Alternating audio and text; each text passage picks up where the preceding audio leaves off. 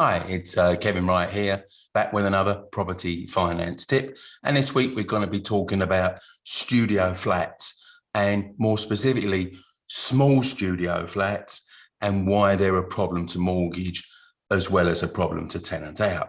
So keep watching and I'll give you the lowdown on studio flats.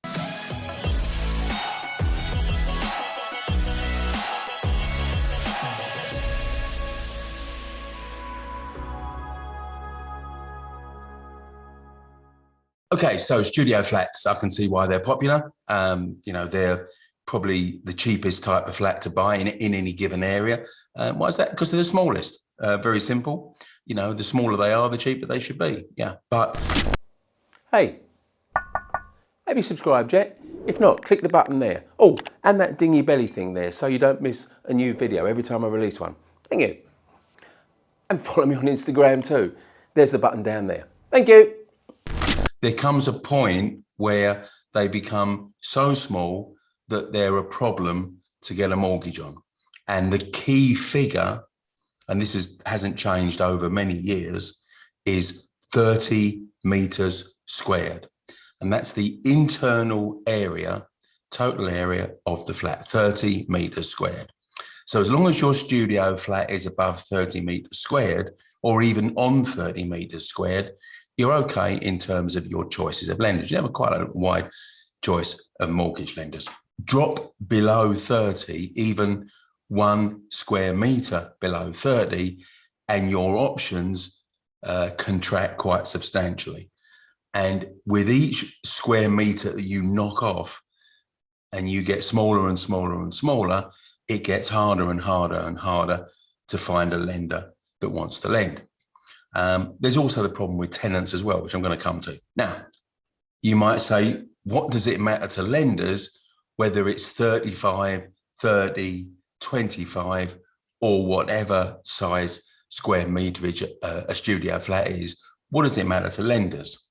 Now, you might have heard me say this on other videos, that lenders, whenever they're lending a mortgage out, always have one eye on what would be their escape route if you don't continue making the mortgage payments every month. If you get further and further in arrears and you leave them with no option other than to repossess you and sell the flat on the market with vacant possession. Now, ultimately, that's always the worst case scenario that a lender has up their sleeve.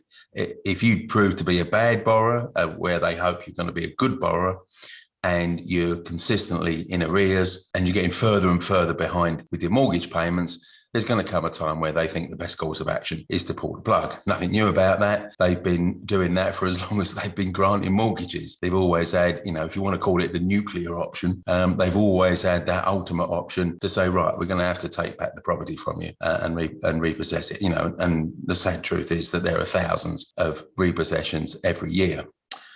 And economic circumstances, make that go up and down.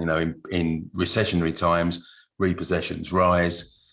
In buoyant times, they tend to fall. But there's always, thousands of repossessions a year. It's a sad fact, but there you are. Now, if lenders are looking at, well, how quickly can we get our money back? What's our escape route if we need to? Now, they're very concerned about the size of your studio flat. And here's why. The smaller it is, they believe, based on past experience, the more trouble they're going to have finding a buyer. Now, 30 square meters seems to be an optimum threshold above which they don't have a problem shifting studio flats. Below 30 square meters, they have progressively more problems historically in getting people to want to buy them. Now, people want a certain amount of space to live in. And the smaller that space is, the more enclosed that is, the less likely people want to be going to live in it. Lenders are only ever concerned with people going to buy it, and their basis is people want to buy it to live in it. Now, you could rent it out, and of course, if you're a landlord, that's exactly what you would do with it. But they're always looking about who's going to buy this to live in it. Now, their experience has shown them that, let's say, a 25 square meter flat has got less chance of selling quickly than a 30 or a 35 meter or anything above 30, in fact. And if it's smaller than 25, again, it's have even more difficulty in finding a buyer quickly. So something as small as getting on for 20 square meters, in living space size, is positively minuscule. Now, if you must buy studio flats, and I think it's always better to go for a 1-bedroom flat if you can, because nobody really wants to sleep in their kitchen or their living room. They only do so out of budgetary constraints. Now, as a landlord, logically, you'll either have longer rental voids, the smaller the living space, because tenants don't want to live in a pokey little flat either. Or if you do rent it, they probably don't stay so long because they're only staying for as long as it is until they can afford something better, whether they get a pay rise or a better job or something like that. They're going to be off to get a 1-bedroom flat. So realistically, you'd expect your tenant churn to be higher and maybe to have more voids. Now, I guess there'd be people to say, well, I've owned studio flats and I've never had a problem renting them out. And maybe that's true for you, but statistically, you're going to have more chance of a tenant staying longer in a 1-bedroom flat because they don't outgrow it. So I would always say go for a 1-bedroom flat as a minimum. But if you are going to go for a studio flat, you're going to find it easier to rent and easier to mortgage if you bear 30 square meters in mind, and always keep it above the 30 square meters. Hey, have you subscribed yet? Click that subscribe button down there and that dingy belly thing so you don't miss any of my videos when they're released, which is every week.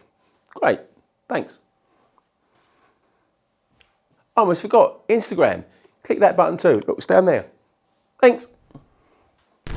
So there we are. That's it for this week's video. And hang around because I've got a couple of things I just want to show you before you go. I'll be back next week with another property finance tip. See you then. If you enjoyed watching this video, did you know every Monday morning at 8:30 I do a live Facebook Q&A. So if you want to start the week with checking out some answers to your property finance questions, click the link here.